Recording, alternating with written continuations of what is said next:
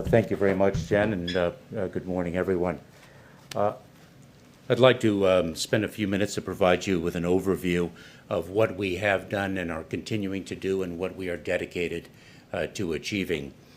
We are dedicated to achieving, and quite frankly are working around the clock, to replace the cruelty of the past administration with an orderly, humane, and safe immigration process.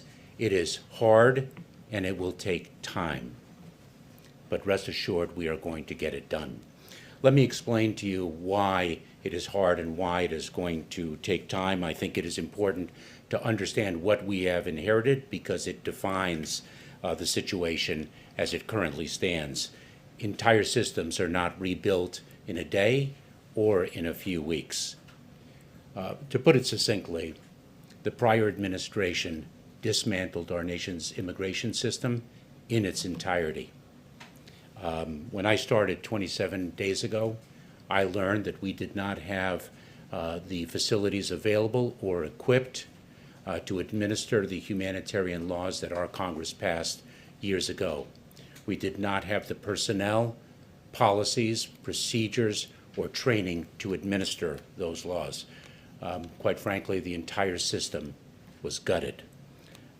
In addition, they tore down the Central American Minors Program that allowed children to access laws of protection without having to take the perilous journey north. They cut off funding to the Northern Triangle countries of Guatemala, El Salvador, and Honduras. No planning had been done to protect the frontline personnel of the U.S. Customs and Border Protection and other frontline personnel that address the needs of individuals coming to our border. Contracts had been entered that were unlawful or against the interests of the United States Department of Justice, and that's just the tip of it. And I must tell you that it pains me profoundly to say this today on March 1st, the 18th anniversary of the U.S. Department of Homeland Security. It takes time to rebuild an entire system and to process individuals at the border in a safe and just way. That is especially true when we're in the midst of the pandemic and are obligated, of course, to adhere to the restrictions and procedures that have been promulgated by the CDC to ensure public safety, including the safety of the individuals who arrive at our border. It takes time to build out of the depths of cruelty that the administration before us established.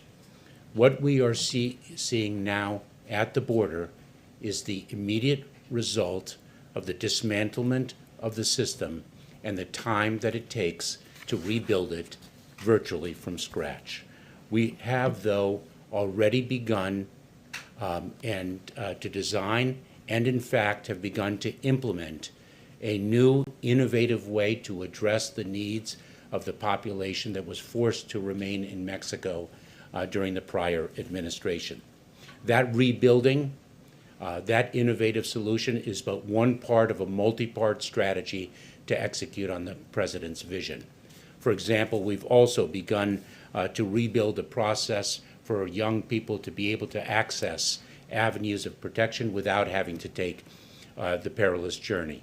We have begun to develop and rebuild the program to reunify individuals with their families here in the United States, as was once the case. The President set forth his bold vision in his executive orders at the outset of his administration, and we are driven to implement them successfully.